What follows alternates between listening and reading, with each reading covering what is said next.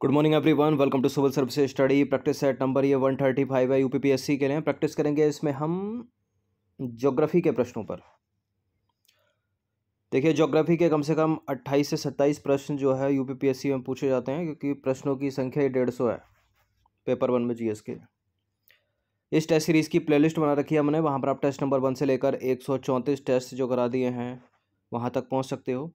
और इस test series की आप जो पेड सीरीज़ है उसको परचेस कर सकते हो। डिस्क्रिप्शन बॉक्स में मेरा नंबर है, उस पर व्हाट्सअप करके।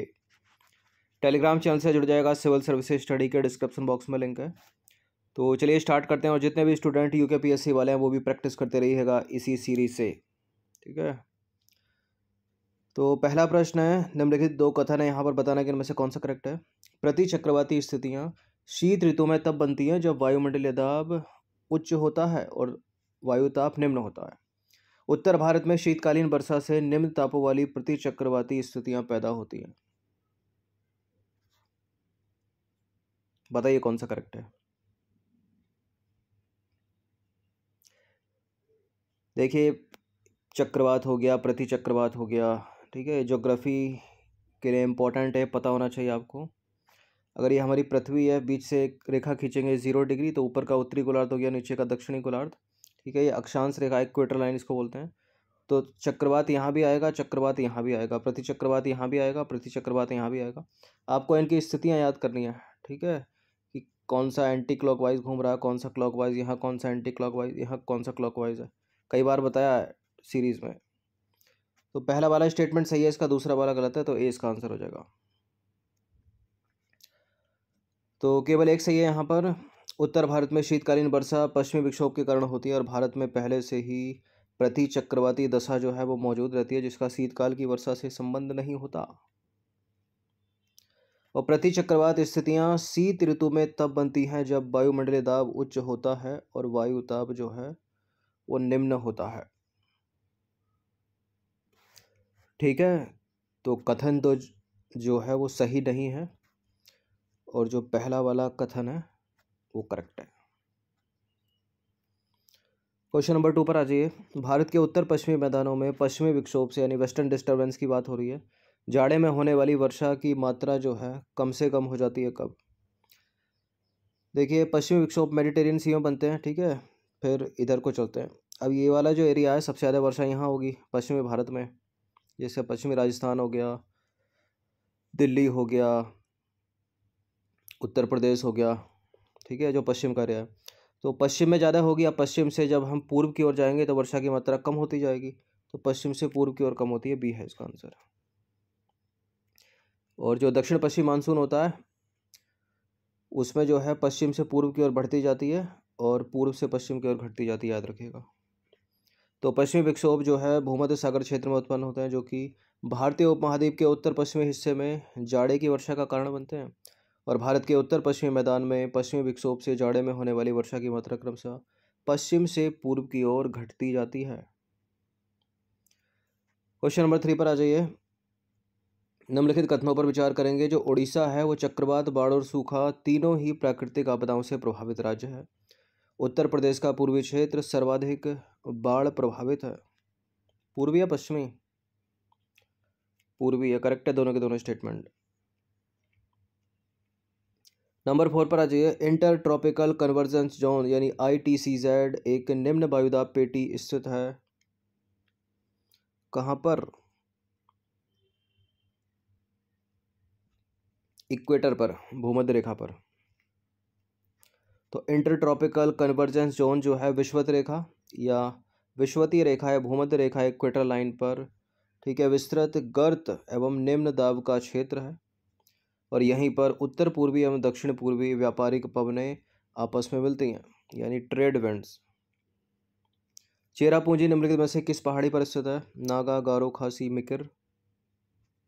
खासी पहाड़ियाँ। तो चेरापूंजी मेघालय राज्य में खासी पहाड़ियों पर स्थित है। नंबर 6, दो स्टेटमेंट है यहाँ पर, बताने के इनमें से कौन सा करेक्ट होगा। काली मिट्टी को स्थानीय रूप से रैगोर सॉइल या फिर कपासी मिट्टी कहा जाता है। भारत में इस मिट्टी का विस्तार मुख्यतः महाराष्ट्र और साथ ही पश्चिमी मध्य प्रदेश, गुजरात राज्यों में लगभग 5.6 5.46 लाख वर्ग किलोमीटर क्षेत्र पर मिलता है। बिल्कुल काली मिट्टी को रैगुर सॉइल या फिर कपासी मिट्टी भी कहा जाता है। करेक्ट है दूसरा वाला भी स्टेटमेंट। महाराष्ट्र में, पश्चिमी मध्य प्रदेश, गुजरात में। तो काली मिट्टी को स्थानीय रूप से रैगुर सॉइल, कपासी मिट्टी या उष्ण कटिबंधीय चरनोजम सॉइल आदि नामों से जाना जाता है। भारत में इस मिट्टी का विस्तार मुख्यतः महाराष्ट्र और साथ ही पश्चिमी मध्य प्रदेश, गुजरात आदि राज्यों के लगभग 5.46 लाख वर्ग किलोमीटर क्षेत्र पर मिलता है। लावा मिट्टियाँ निम्नलिखित में से कहाँ पाई जाती हैं? लावा मिट्टियाँ पाई जाती हैं मालवा पठार में। तो पश्चिमी भारत की काली मिट्टी का निर्माण जो है लावा से हुआ है, इसलिए इसे लावा मिट्टी कहते हैं। मालवा का पठार इसी दक्कन ट्रैप की काली मिट्टी क्षेत्र के अंतर्गत आता है। क्वेश्चन नंबर 6 पर आ जाइए। निम्नलिखित कथनों में से कौन लेटराइट सॉइल के लिए सही नहीं है? लेटराइट मिट्टी के लिए कौन सा स्टेटमेंट गलत है इसमें? देखिए, लेटराइट मिट्टी आर्द्र अपक्षालित प्रदेशों की मिट्टियां हैं, उनकी उर्वरता कम होती है और उनमें चूना पत्थर प्रचुर मात्रा में पाया जाता है। उपरोक्त में से कोई भी नहीं, यानी ये सारे के सारे सही हैं, गलत कोई नहीं है। एक गलत है इसमें पक्का। कौन सा वाला है वो है ऑप्शन नंबर सी। ठीक है, लेटराइट मिट्टी में चूना पत्थर प्रचुर मात्रा में नहीं पाया जाता। तो लेटराइट मिट्टी में नाइट्रोजन, फॉस्फोरिक अम्ल, पोटास, चूना और कार्बनिक तत्वों की कमी होती है, कमी। जलोढ़ मिट्टी के संदर्भ में निम्नलिखित में से कौन सा कथन सही है? यानी 3 है यहाँ पर, 4 है यहाँ पर, 3 गलत हैं, एक ही सही है और इसी को ढूंढना है। जलोढ़ मिट्टी को एलुवियल सॉइल कहते हैं। यह भारत के कुल भूभाग के करीब 14% हिस्से में पाई जाती है और इस मिट्टी में फास्फोरिक एसिड भरपूर यानी प्रचुर मात्रा में पाया जाता है। इस मिट्टी को रेह दूर और चौपन जैसे नामों से भी जाना जाता है। यह मिट्टी उपजाऊ नहीं होती। उपजाऊ तो होती है जलोढ़ मिट्टी यानी एलुवियल सॉइल। गलत है ये वाला स्टेटमेंट। इस मिट्टी को रेह दूर, चौपन आदि नामों से नहीं जाना जाता। इस मिट्टी में फास्फोरिक एसिड प्रचुर मात्रा में पाया जाता है, ये वाला सही है। और भारत के केवल 14% भूभाग पर पाई जाती है, गलत है, कम से कम 34 है। तो केवल बी ही सही है, ऑप्शन नंबर यहाँ पर। तो जलोढ़ मिट्टी यानी एलुवियल सॉइल की बात करें तो इसमें पोटास, फास्फोरिक एसिड, चूना, जैव पदार्थों की प्रचुरता पाई जाती है, इसलिए बी सही था। परंतु इस मिट्टी में नाइट्रोजन, ह्यूमस की कमी होती है, याद रखिएगा। यह उपजाऊ, सर्वाधिक उपजाऊ मिट्टी है, तो चौथा वाला स्टेटमेंट भी गलत हो गया। और अम्लीय मिट्टी को स्थानीय रूप से रेह, थूर, चूपन, ऊसर, कल्लर आदि नामों से जाना जाता है, ना कि जलोढ़ मिट्टी को। जलोढ़ मिट्टी यानी एलुवियल सॉइल की बात करें तो भारत के लगभग 33.5 भागों के लगभग 11 लाख वर्ग किलोमीटर क्षेत्र में विस्तृत है। लगभग 34% भूभाग हो गया। ठीक है, तो पहला वाला स्टेटमेंट गलत है, 14 बार लिखा था वहाँ पर। 10वां प्रश्न है, निम्नलिखित में से भारत में सर्वाधिक उपजाऊ मिट्टी कौन सी है? यही है जलोढ़ मिट्टी। तो जलोढ़ मिट्टी या एलुवियल सॉइल भारत में सबसे अधिक उपजाऊ मृदा है। इसमें नाइट्रोजन की मात्रा कम होती है। जलोढ़ मृदाएं मुख्यतः या मूलतः हिमालय के निक्षेपों से बनी हैं। अगला स्टेटमेंट भी जलोढ़ मिट्टी से रिलेटेड होगा। निम्नलिखित में से मिट्टी का कौन सा वर्ग भारत के सर्वाधिक क्षेत्रफल पर फैला हुआ है? तो यही है, लगभग 34% पर, जलोढ़ मिट्टी। तो नदियों द्वारा लाई गई मिट्टी को जो है जलोढ़ मिट्टी कहते हैं। राष्ट्रीय मृदा सर्वेक्षण में भूमि उपयोग नियोजन ब्यूरो की नवीनतम रिपोर्ट के अनुसार जलोढ़ मृदाएं यानी एलुवियल सॉइल देश के लगभग 33.5% भागों के लगभग 11 लाख वर्ग किलोमीटर क्षेत्र में विस्तृत हैं। करेबा मृत्तिका जो जाफरान के उत्पादन के लिए उपयोगी है, पाई जाती है कहाँ पर? ठीक है, यानी केसर का एक स्थानीय प्रकार है, कश्मीर, हिमालय में है। तो जाफरान यानी केसर की खेती के लिए कश्मीर घाटी प्रसिद्ध है, जो करेबा मिट्टी में उपजाई जाती है और यह ताजे जल द्वारा जमा की गई मिट्टी है। क्वेश्चन नंबर 13 पर आ जाइए। सामान्यतः फसलें उगाने के लिए उर्वर भूमि का पीएच मान कितने होने की संभावना है? कितना होना चाहिए सामान्य फसलें उगाने के लिए मिट्टी का पीएच? 6 से 7। देखिए, मिट्टी का जो पीएच मान होता है, ठीक है, मिट्टी का पीएच मान कम होना मिट्टी की अम्लता को दर्शाएगा और मिट्टी का पीएच मान अधिक होना उसकी क्षारीयता को दर्शाएगा। अधिक अम्लीय और अधिक क्षारीय मिट्टी सामान्य फसलों के लिए उपयुक्त नहीं होती है। सामान्य फसलें उगाने के लिए मिट्टी का पीएच मान कितना होना चाहिए? 6 से 7 के बीच में होना चाहिए। नंबर 14 पर आ जाइए। भारत में लवणीय मृदा का सर्वाधिक क्षेत्रफल निम्नलिखित में से किसमें है? भारत में लवणीय मिट्टी सबसे ज़्यादा है गुजरात में, और क्षारीय पूछा जाए तो सबसे ज़्यादा है उत्तर प्रदेश में। तो भारत में लवणीय मृदा का सर्वाधिक क्षेत्रफल गुजरात में है, और भारत में क्षारीय मृदा का सर्वाधिक क्षेत्रफल है उत्तर प्रदेश में। क्वेश्चन नंबर 15 पर आ जाइए। सर्वाधिक तटीय अपरदन निम्नलिखित में से किससे होगा? सबसे ज़्यादा तटीय अपरदन किससे होगा? इनमें लहरों से होता है, लहरों से।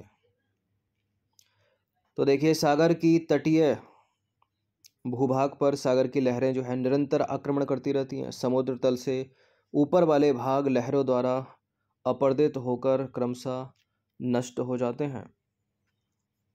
ठीक है, कंटिन्यूटी रहती है लहरों की, काटती रहती है मिट्टी को।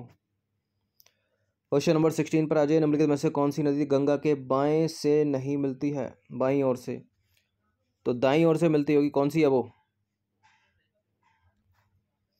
देखिए, जो गोमती नदी है, घाघरा नदी है, कोसी नदी है, ये गंगा नदी के बाईं ओर से मिलने वाली सहायक नदियां हैं, जबकि सोन नदी जो है वो दाईं ओर से मिलती है। तो सोन नदी इसका आंसर हो जाएगा डी।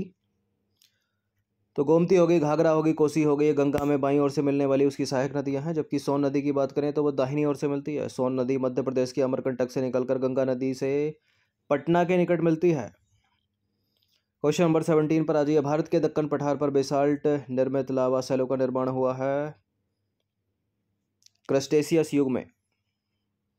तो दक्कन के पठार का निर्माण जो है क्रस्टेशियस युग की ज्वालामुखी क्रिया द्वारा हुआ है, और यहाँ लावा के निक्षेप 2000 मीटर से अधिक गहरे हैं, और इस पठार का आधार प्राचीन रवेदार सैलों से निर्मित है, और इन सैलों के अपरदन से काली मृदा का निर्माण हुआ है, यानी ब्लैक सॉइल, जिसको रेगुर सॉइल भी बोलते हैं।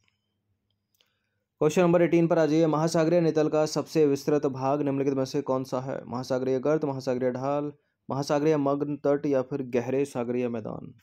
सबसे ज़्यादा विस्तृत होते हैं गहरे सागरीय मैदान।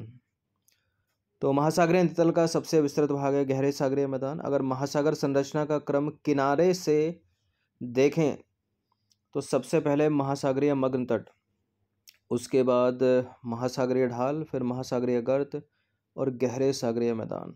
ठीक है, सबसे पहले महासागरीय मग्न तट, उसके बाद महासागरीय ढाल, महासागरीय गर्त और सबसे विस्तृत गहरे सागरीय मैदान।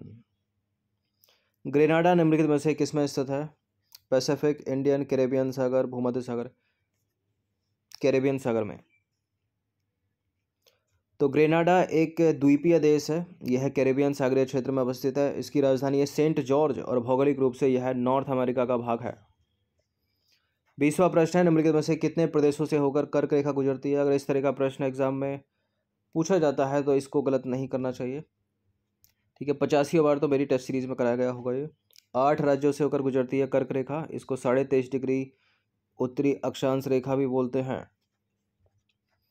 एक चीज़ याद रखिए, उत्तराखंड और उत्तर प्रदेश से होकर नहीं गुजरती है, अगर बाकी के नाम भूल भी जाओ तो भारत में कर्क रेखा 8 राज्यों से होकर गुजरती है, जो हैं गुजरात, राजस्थान, मध्य प्रदेश, झारखंड, छत्तीसगढ़, पश्चिम बंगाल, और नॉर्थ ईस्ट के 2 हैं त्रिपुरा और मिजोरम, याद रखिएगा।